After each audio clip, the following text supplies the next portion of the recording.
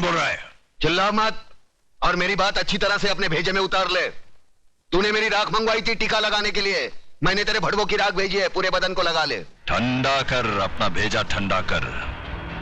चतुर सिंह के आदमियों की चिता जलाना तुम जैसे पागलों की बस की बात नहीं है। ठंडा कर। यकीन नहीं आता तो उस राख को मसल कर देख, तेरे पालतू कुत्ते की निशानियां उसमें मौजूद है।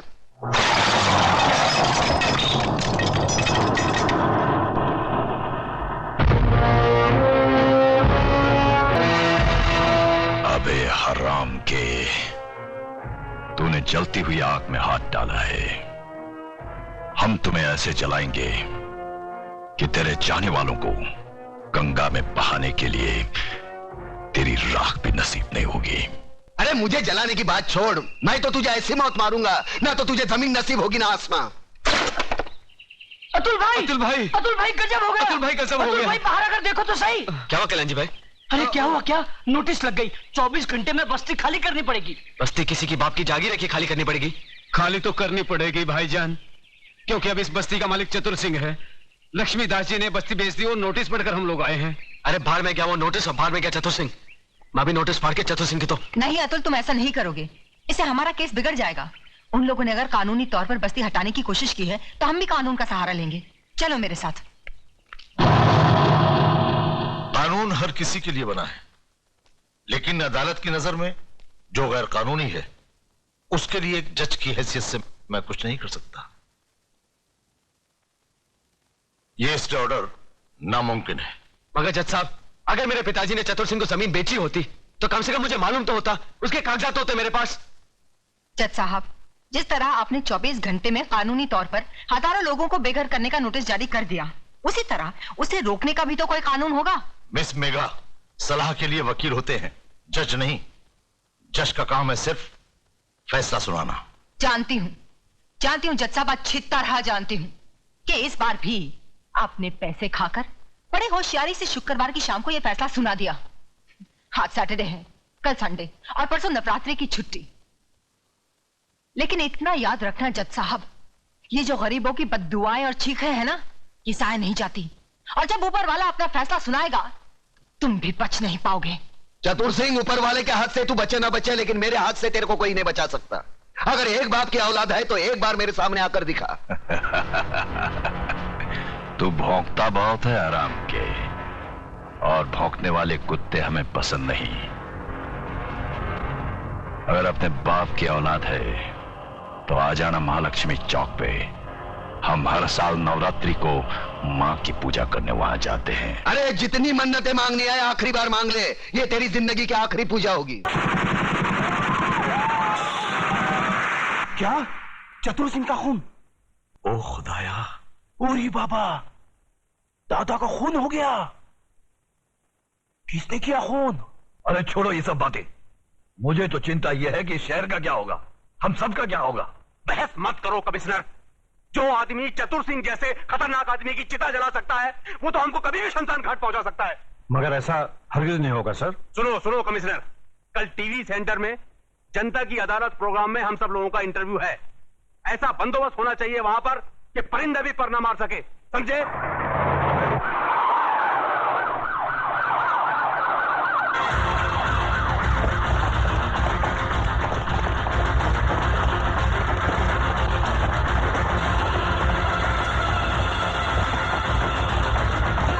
कादर, तो इधर है ना? Yes sir. पांडु, जरा पीछे रहे।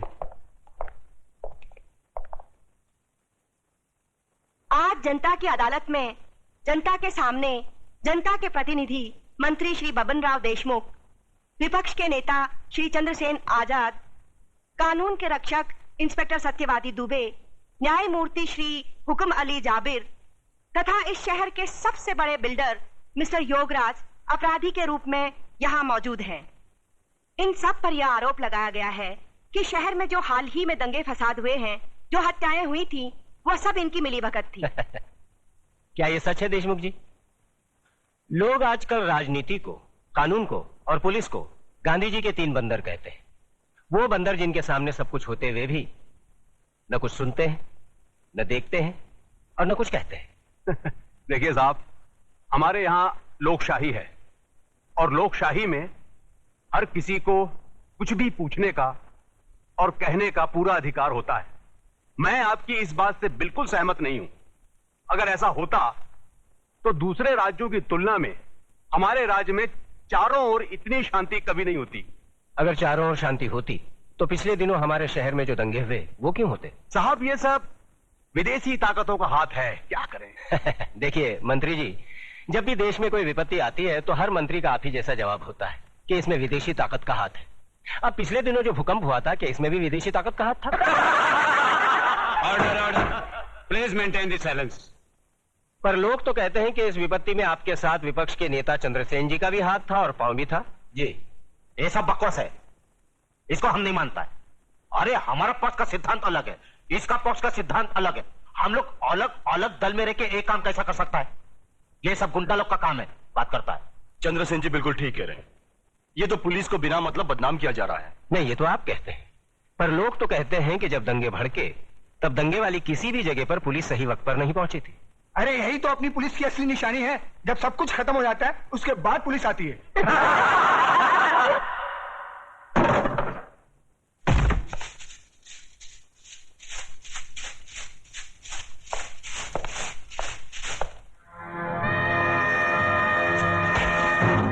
यही तो रोना है कि लोग हमें गलत समझते हैं।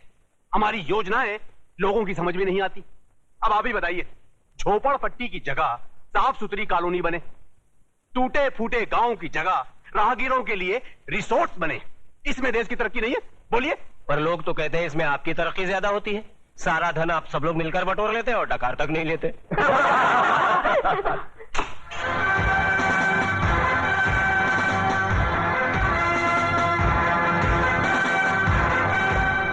नेताजी और पुलिस वाले ने तो अपनी सफाई पेश कर दी। अब जज साहब, आप और योगराज जी अपनी सफाई में कुछ पेश करना चाहेंगे?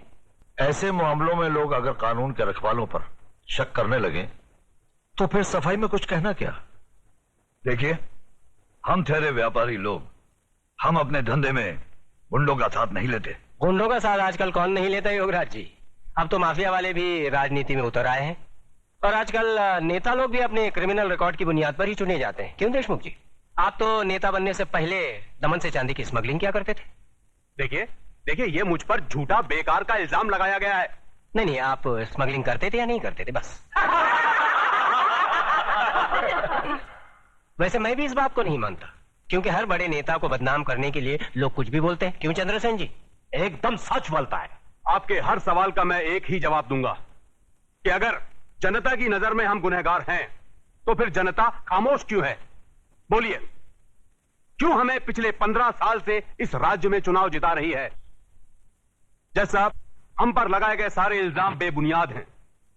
हमारी सफाई में मेरा यही जवाब है। अब फैसला आपके और जनता के हाथ में है। सुनाइए। अरे असली अदालत आज तक हमारे खिलाफ फैसला नहीं सुना सकी तो ये जनता की अदालत क्या खास सुनाएगी? देशमुख, तुम कभी कभी सच बोलता है।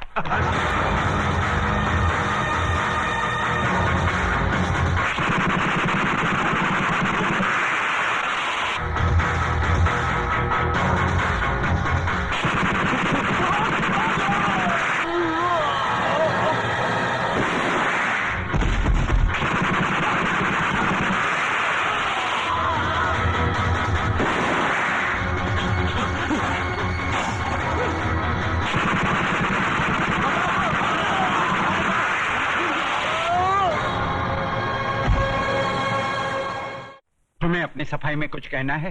क्या कहना? जो करना था कर दिया, जो किया वो सोच समझ कर किया। अब कहना आपको है। फैसला सुना दीजिए, मुझे मंजूर है। कुछ बोलता नहीं है, कुछ बोलता तो नहीं है, लेकिन ये ऑर्डर ऑर्डर। आज न्यायमूर्ति श्री विश्वनाथ सिंह ने अदालत में मंत्री श्री बबन राव देशमुख, विपक्ष के नेता श्री चंद्रसेन आजाद, न्यायमूर्ति श्री हुकम अली जाबिर, इंस्पेक्टर सत्यवादी दुबे, प्रख्यात बिल्डर योगराज और कुख्यात सरगना चतुर सिंह चिता के कातिल प्रताप नारायण तिलक को फांसी की सजा सुनाई।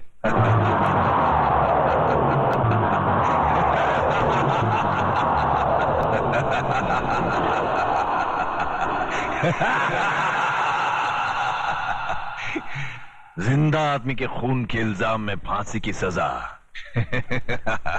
देखा पकिया, हमें तो माता के आशीर्वाद और बुलेट प्रूफ जैकेट ने बचा लिया, मगर वो हराम का कानून की मौत नहीं, चतुर सिंह चिता की दी हुई मौत से मरेगा।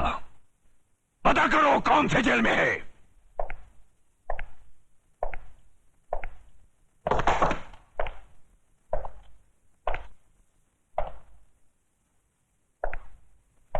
प्रताप, तुम्हारी फांसी का दिन मुकर्रर हो गया है। अगर कोई आखिरी ख्वाहिश है तो बता दो, वो भी पूरी कर दी जाएगी। यहां ऐसे घुटन सी होती है। मैं इन चार दीवारियों में मरना नहीं चाहता। मुझे वहीं फांसी दे दो, क्रांति मैदान में, सबके सामने, जहां से इस देश में क्रांति की शुरुआत हुई थी। यहां ऐसे मरो तो जरा ज्यादा मरो, इतना सा मरने से क्या फायदा। सर, प्रताप से कोई मिलने आया है, मिलने दो।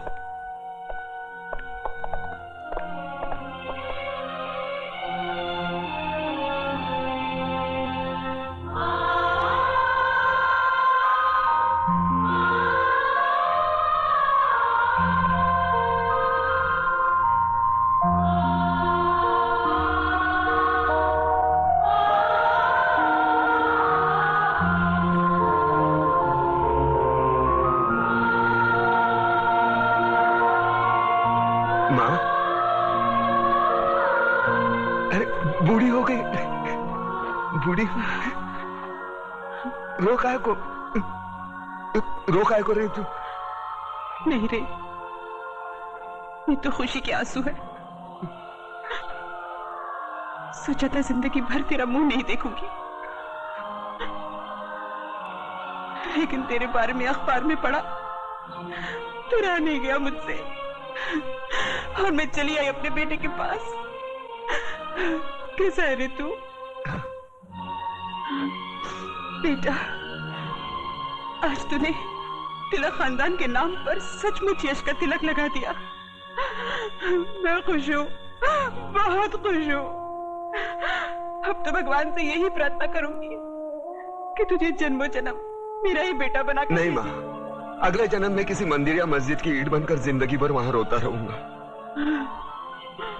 इस जिंदगी का रोना मेरा बाकी है।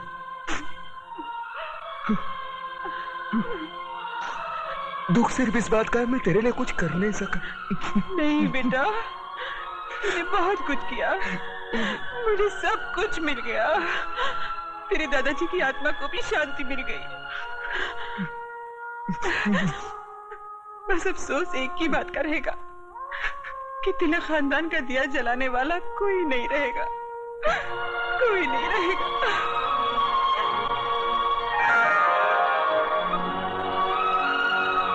ये देख, अपनी बहू के लिए रखे थे,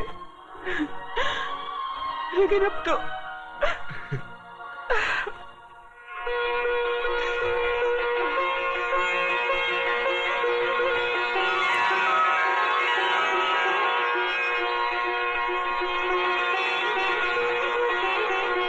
माँ, ये कलम वाली बाई मेघा लिखती है, एक दिन के लिए हमारे खानदान की बहू बनेगी। सोच ले।